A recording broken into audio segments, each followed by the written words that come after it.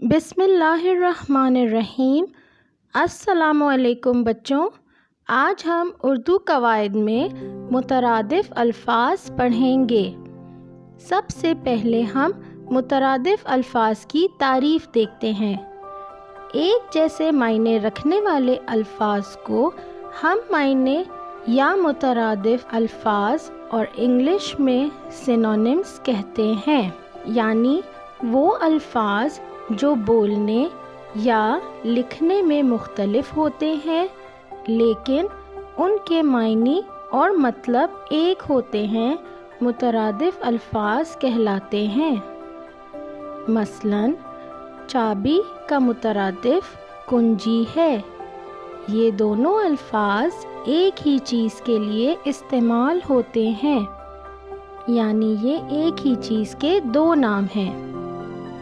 झंडा का मुतरादिफ लफ्ज़ परचम है, यानी आप किसी जुमले में चाहे झंडा लफ्ज़ इस्तेमाल करें या परचम, दोनों के मायने एक हैं।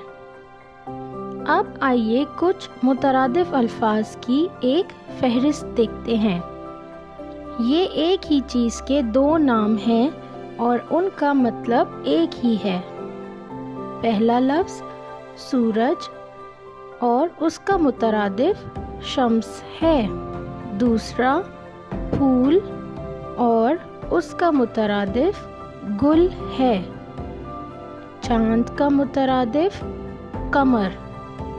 बीमार का मुतरादिफ मरीज़। बूढ़ा ज़ईफ़ भी कहलाता है। दिन और यौम एक ही मायने रखते हैं। ऊंचाई और बुलंदी हम मायने हैं और लड़ाई का मुतरादिफ जंग है। अब आपके लिए एक मश्क है। दिए गए अल्फाज में से आप मुतरादिफ अल्फाज के जोड़े तलाश कीजिए। ये अल्फाज देखिए और पढ़िए।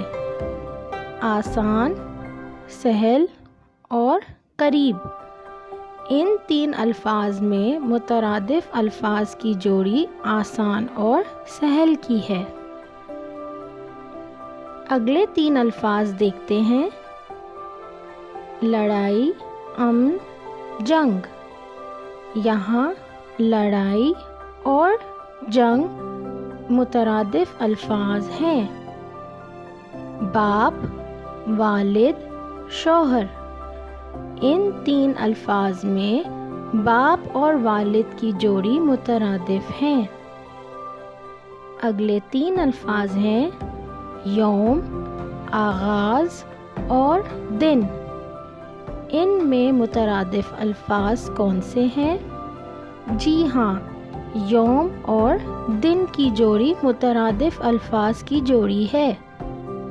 आसमान, फलक, चांद, यहाँ पर मुतरादिफ अल्फाज आसमान और फलक हैं।